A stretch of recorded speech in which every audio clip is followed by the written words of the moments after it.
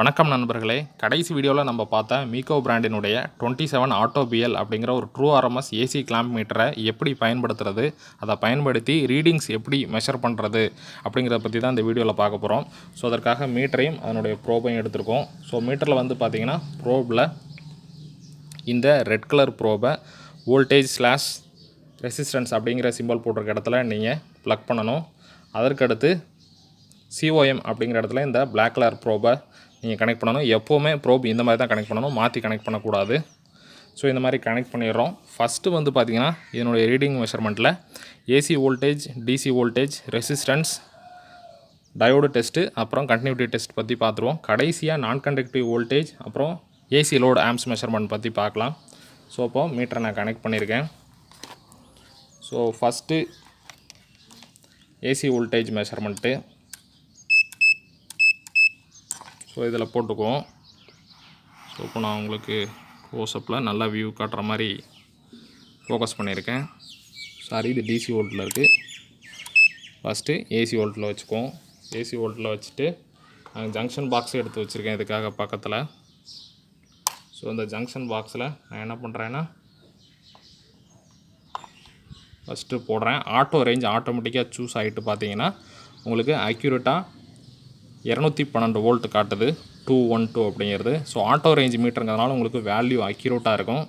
So இந்த மாதிரி நீங்கள் single phase or 3 phase voltage measure பண்ணிக்கலாம். ஏன்னா இதில் ஏசி வோல்டேஜ் 600 வோல்ட் வரைக்கும் மெஷர் பண்ணிக்கலாம், டிசி வோல்டேஜும் 600 வோல்டேஜ் வரைக்கும் மெஷர் பண்ணிக்கலாம்.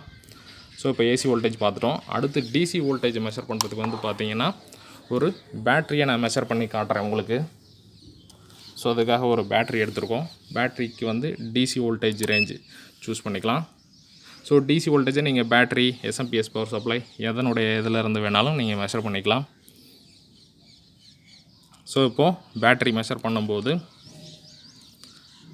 அதனுடைய ப்ளஸ்ஸுக்கு பாசிட்டிவ் ப்ரோபையும் மைனஸ்க்கு வந்து நெகட்டிவ் ப்ரோபையும் வைக்கும்போது பார்த்திங்கன்னா இதில் 10.67 வோல்ட் காட்டுது. இந்த பேட்டரி ஃபுல் சார்ஜில் இல்லை, கொஞ்சம் கம்மியாக தான் இருக்குது, அதனால தான் 10.67 காட்டுது. ஸோ இந்த மாதிரி நீங்கள் டிசி வோல்டேஜ் மெஷர் பண்ணிக்கலாம். டிசியில் நீங்கள் மாற்றி வச்சிங்கன்னா உங்களுக்கு மைனஸில் காட்டும் வோல்டேஜ். ஆனால் ஏசியில் நீங்கள் phase to neutral, neutral to phase ப்ரோபை மாற்றி வச்சாலும் கரெக்டாக தான் காட்டும். டிசியில் மட்டும்தான் பொலாரிட்டி மாற்றி வச்சிங்கன்னா மைனஸ் வோல்ட் காட்டும். அதனால் பொலாரிட்டி எப்போவுமே ப்ராப்பராக வச்சு மெஷர் பண்ணுங்க. ஸோ அந்த மாதிரி +2 ப்ளஸ், -2 மைனஸ் வச்சிங்கன்னா ப்ளஸ் வேல்யூவில் வோல்டேஜ் காட்டும். ஓகேங்களா? இதே இது டியூவல் சப்ளை மெஷர் பண்ணுறீங்கன்னா நீங்கள் மைனஸ் வோல்டேஜ் காட்டும். ஸோ அந்த மாதிரி டியூவல் சப்ளையும் மெஷர் பண்ணிக்கலாம். ஏன்னா டியூவல் சப்ளையில் ப்ளஸ்ஸு, கிரவுண்டு, மைனஸ் அப்படின்ட்டு இருக்கும். ஸோ அதனால் அந்த இடத்துல +2 கிரவுண்டு ப்ளஸில் வேல்யூ காட்டும், +2 நெகட்டிவ் சப்ளை வைக்கிறீங்க அப்படின்னா உங்களுக்கு மைனஸ் வேல்யூவில் ரீடிங் காட்டும். ஸோ இந்த மாதிரி dual supply DC and single supply DC measure பண்ணிக்கலாம். அதற்கு அடுத்து வந்து பார்த்திங்கன்னா ரெசிஸ்டன்ஸ் மெஷர்மெண்ட். ஸோ இந்த ரெசிஸ்டன்ஸ் மெஷர்மெண்ட்டுக்கு வந்து பார்த்திங்கன்னா இந்த போர்டில் இங்கே இருக்கக்கூடிய ஒரு 1K வேல்யூ ரெசிஸ்டரை நான் மெஷர் பண்ண போகிறேன். இப்போ உங்களுக்கு இப்போ ஃபோக்கஸ் ஆகிரும். இது ஒரு 1K வேல்யூ ரெசிஸ்டரு. இதை நான் இப்போ மெஷர் பண்ணி காட்டுறேன். ஸோ இதுக்காக இந்த பாயிண்ட்லேயும் ப்ரோப் வைக்கிறேன். பாருங்கள், வெரி அக்யூரேட்டாக 0.977 கிலோ ஓம்னு ஆட்டோ ரேஞ்சில் 3 டிஜிட் அக்யூரேசியில் காட்டுது பாயிண்ட்டுக்கு அப்புறம்.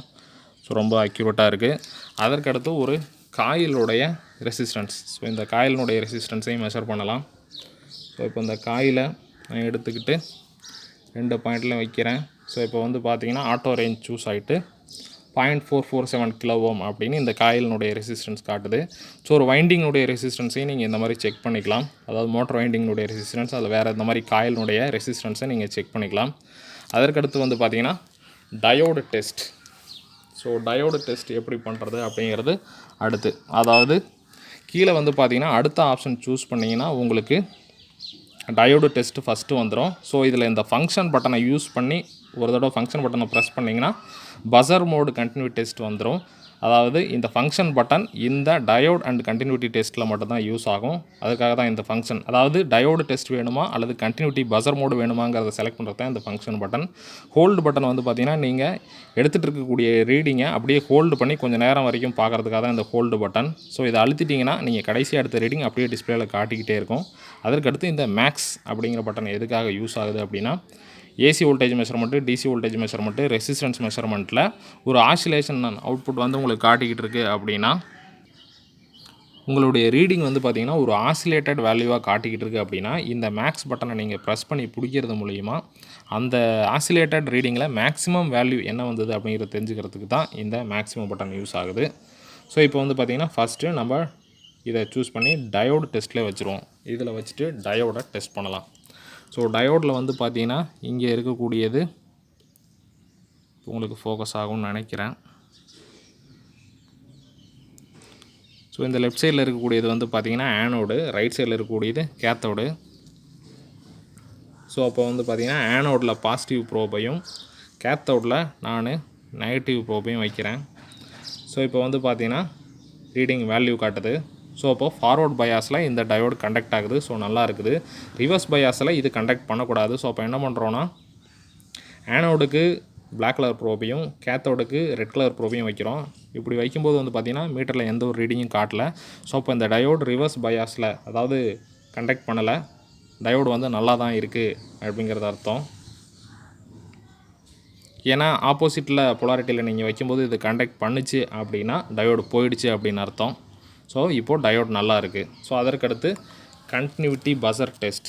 ஸோ பஸர் டெஸ்ட்டில் போட்டோம், அதாவது இந்த ஃபங்க்ஷன் பட்டனை அழுத்தி பஸர் மோடில் நம்ம போட்டுக்கிறோம் அப்படின்னு பார்த்திங்கன்னா 2 ப்ரோபையும் ஷார்ட் பண்ணோன்னா நமக்கு பீப் சவுண்டு வரும். ஸோ இதை வச்சு ஒரு வயரில் கண்டினியூட்டி இருக்கா இல்லையா அப்படிங்கிறத செக் பண்ணிக்கலாம். நான் இப்போ இந்த வயரை பிட் வயர் எடுத்திருக்கேன். ஒரு எண்டில் ஒரு ப்ரோப் வச்சுருக்கேன், இன்னொரு எண்டில் இன்னொரு ப்ரோப் வச்சுருக்கிறேன். ஸோ இப்போது இங்கே வைக்கும்போது பஸர் வருது. ஸோ இப்போ இந்த வயரில் கண்டினியூட்டி இருக்குது அப்படின்னு நம்ம தெரிஞ்சுக்கலாம். ஸோ இந்த ஆப்ஷனை யூஸ் பண்ணி நீங்கள் கண்டினியூட்டி டெஸ்ட் பண்ணிக்கலாம். ஸோ இதற்கடுத்து வந்து பார்த்திங்கன்னா கடைசியாக நம்ம பார்க்க போகிறது வந்து நான் கண்டக்டிவ் வோல்டேஜ் டெஸ்ட்டு. அதற்கடுத்து உங்களுக்கு ஏசி ஆம்ப்ஸ் மெஷர்மெண்ட் பற்றி தான் பார்க்க போகிறோம். ஸோ இப்போ அதற்காக வந்து பார்த்திங்கன்னா நான் கண்டக்டிவ் வோல்டேஜ் டெஸ்ட்டில் நம்ம போட்டுக்கலாம்.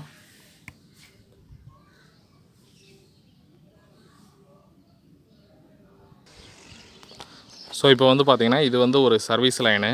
இதில் வந்து நான் கண்டக்டிவ் வோல்டேஜ் டெஸ்ட் நம்ம பார்க்க போகிறோம். ஸோ இதில் வந்து பார்த்திங்கன்னா ஃபஸ்ட்டு இங்கே இருக்கக்கூடியது ஃபேஸ் வயரு, இங்கே இருக்கக்கூடியது நியூட்ரல் வயரு, இது எர்த் வயரு. ஸோ ஃபேஸ் வயரில் தான் வந்து நான் கண்டக்டிவ் வோல்டேஜ் பார்க்கலாம். அதாவது மீட்டரில் இந்த என்சிபி அப்படிங்கிறத ஆன் பண்ணிக்கிட்டு ஒரு சப்ளை போகிற வயருக்கு பக்கத்தில் கொண்டு போனீங்கன்னா பீப் சவுண்டு வரும்.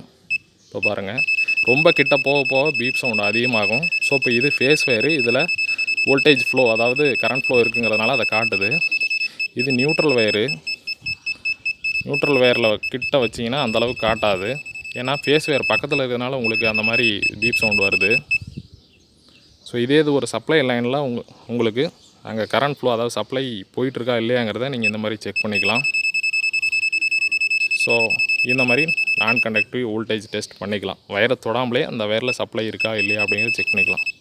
இதே நான் இங்கே பார்த்தீங்கன்னா எர்த் வயரில் வைக்கிறேன், அதில் பீப் சவுண்டு வரல. இப்போது நியூட்ரல் வயரில் வைக்கிறேன், இப்படி வைக்கிறேன், வரல. ஏன்னா இந்த சென்டர் பாயிண்டில் இங்கே இருக்குது பார்த்தீங்களா, அந்த இடத்துக்கிட்ட கொண்டு போகும்போது தான் அதை சென்ஸ் பண்ணும். ஸோ இப்போ ஃபேஸ் வயருங்கிறதுனால உங்களுக்கு ஈஸியாக சென்ஸ் பண்ணுது. ஸோ இப்போ அடுத்து லோட் ஆம்ப்ஸ் மெஷர்மெண்ட்டு.